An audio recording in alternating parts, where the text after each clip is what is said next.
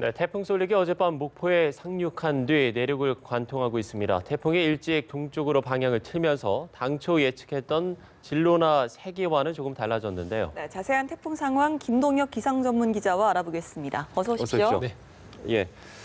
저희가 조금 전에 보도국을 연결해서 좀 이야기를 들어봤습니다만 일단 인명 피해, 현재까지 피해 상황을 조금 더 자세하게 좀 이야기를 해주시죠. 네, 사실 태풍이 어제 굉장히 강한 세력으로 그리고 중형급의 크기로 제주까지 다가왔습니다. 그래서 제주 서쪽에 가깝게 붙어서 서해상으로 북상을 하게 됐고요. 이 제주 지역에 굉장히 강한 비바람 피해가 있었습니다. 그래서 제주 한라산에 이제 초속 62m 굉장히 강한 바람이 불었는데요. 우리가 태풍 매미가 왔을 당시에 제주에서 기록됐던 그 초속 60m가 공식적으로 가장 강력했던 바람이었습니다. 그래서 네. 역대 1위의 기록이었고 어제 한라산이 초속 62m, 물론 비공식적인 기록이긴 합니다만 태풍 매미가 왔을 때와 거의 맞먹는 그런 바람이 이 제주 지역에 불었다 이렇게 보시면 되겠고 네. 따라서 강풍 피해가 굉장히 좀 크게 발생을 했습니다. 시설물이 붕괴되는 특히 이제 태양광 시설이라든지 이런 것들이 붕괴되고 간판이 떨어져 나가는 이런 사고들이 굉장히 많았고요. 네. 야자수라든지 일부 가로수 같은 것들이 또 무너지거나 두 쪽으로 이제 동강나는 이런 피해들도 좀 있었고 우리가 이제 바람이 굉장히 강하게 불기 때문에 바닷물의 높이가 굉장히 높아지고 이런 것들이 해안도로로 밀려 넘어올 가능성이 굉장히 컸습니다. 그래서 어제 제주에서는 인명 피해도 있었죠. 2명이 바다에 빠졌는데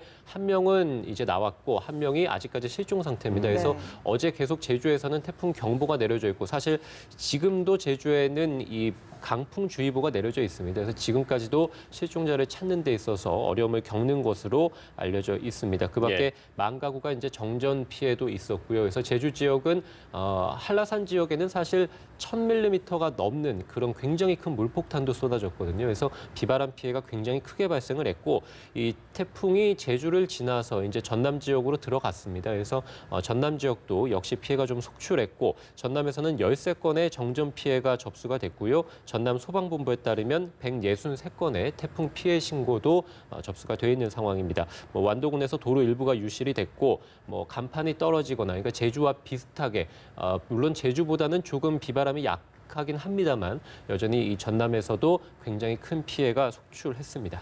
예, 태풍 진로가 예상보다 크게 좀 바뀌었습니다. 당초 예상은 이제 충청으로 들어와서 수도권을 관통할 것이다 이렇게 봤는데 그렇습니다. 어제 목포에 상륙을 했네요. 네, 그렇습니다. 어젯밤 한 11시쯤에 이 목포 해안에 상륙을 하게 됐습니다. 그래서 당초 예상은 제주를 지나서 계속해서 서해상으로 북상을 한 다음에 이후에는 충남 쪽으로 들어와서 그러니까 태안반도 쪽으로 들어와서 충청을 지나서 수도권 남부를 관통을 한 뒤에 강원도를 빠져나갈 것으로 예측을 했었는데요. 예. 지금 그래픽을 통해 보시는 것처럼 사실 조금 더 일찍 동쪽으로 태풍이 방향을 틀면서 이 목포 쪽에 상륙을 했고요. 이후에 현재는 이제 충북 쪽을 지나고 있고요. 앞으로 계속 이제 충북을 지나서 강원도 남부 쪽을 지나서 동해상으로 빠져나갈 것으로 보고 있습니다. 어쨌든 쏠릭이 어제 제주를 지나면서 굉장히 느린 속도로 북상을 하게 됐습니다. 시속 예. 4에서 한 8km 정도인데 시속 4km 정도라면 이 어른이 빠르게 걷는 그런 걸음 정도라고 보시면 되겠습니다. 거의 태풍으로 본다면은 해상에 계속해서 그냥 수시간 동안에 머물러 있었다라고 생각을 하시면 될 것 같습니다. 그래서 태풍의 북상 속도가 굉장히 좀 느려지면서 태풍의 진로가 급격하게 좀 변동이 됐고요.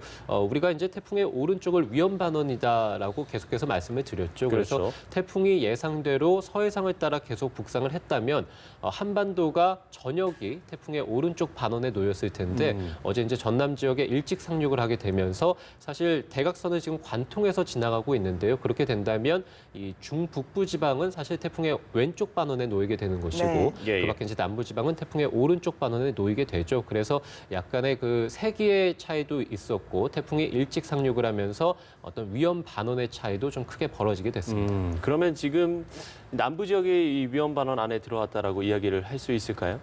그렇습니다. 지금 남부 지방 그러니까 전남이나 전북 지방 그다음에 이 태풍이 직접적으로 들어가게 되는 충청 지방 이렇게 본다면은 중부에서도 이제 남쪽에 해당이 되겠죠. 그다음에 강원도 지역 중에서도 강원 남부 지방 이런 지역들을 중심으로 해서는 태풍의 직접적인 그러니까 가장 강력한 영향을 받는 지역들이라서 태풍 경보급에 달하는 비바람이 몰아칠 것으로 앞으로도 예상 예상이 되는 지역들이고요. 예. 그밖에 이제 중북부 지방, 그러니까 서울과 중부 지방, 그다음에 영서 지방은 태풍 주의보급에 그 어떤 비바람이 분다 이렇게 생각을 하시면 될 것 같습니다. 이 태풍 솔릭 같은 경우는 만들어진 이후로 계속해서 좀 서쪽으로 진로를 변경을 했는데 갑자기 동쪽으로 방향을 틀었습니다. 어떤 요인 같은 게 있을까요? 예, 뭐 가장 크게 영향을 미쳤다는 것은 결국 이제 20호 태풍을 들 수 있을 것 같습니다. 19호 태풍 솔릭이 제주를 지나는 그 순간에 사실 20호 태풍은 일본 오사카를 향하고 있었습니다. 그래서 예. 지금은 오사카를 지나서 일본 내륙을 완전히 관통한 후에 독도 해상까지 진출한 상황입니다. 그래서 네. 사실 20호 태풍이 19호 태풍보다 하루 정도 늦게 만들어졌는데 훨씬 더 빠른 속도로 지금 일본을 관통해서 지나가고 있거든요. 그래서 결국에는 20호 태풍이 올라가면서 이 일본 쪽에 중심을 둔 고온다습한 공기덩이, 그러니까 한반도에 폭염을 몰고 오고 19호 태풍 솔릭의 진로를 결정하는 그런 고온다습한 공기덩이들을 좀 세력을 약화시켰다라고 볼 수 있겠습니다. 그래서 동쪽으로 수축이 됐고 이에 따라서 19호 태풍이 계속해서 이제 동쪽으로 이동을 하면서 조금 영향을 미쳤다 이렇게 보면 될 것 같고요. 예. 결과적으로 19호 태풍 솔릭이 20호 태풍에 이끌리면서 19호 태풍이 이제 전남 쪽으로, 그러니까 조금 더 빠르게 일본 쪽으로 상륙을 했다. 목포 쪽으로 상륙을 했다 이렇게 예. 보시면 될 것 같고 기상청에서는 우리가 이제 보통 후지와라 효과라고 합니다. 그래서 두 태풍이 서로 간섭 효과, 그러니까 영향을 주면서 서로 합쳐지기도 하고요. 네. 아니면은 서로 이제 밀어내기도 하고 서로의 어떤 진로 방향이 좀 달라지는, 이상하게 변형되는 이런 효과들을 후지와라 효과라고 하는데요.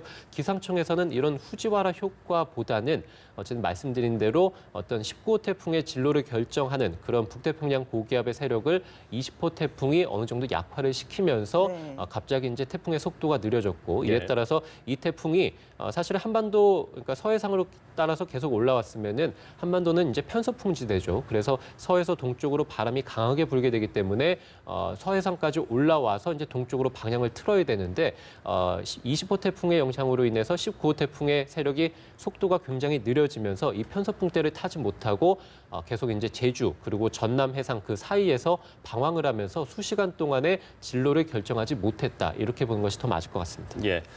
무엇보다 예방이 중요할 것 같은데 뉴스를 보시는 시청자분들이 대비할 수 있는 방법이 있다면 어떤 게 있을까요?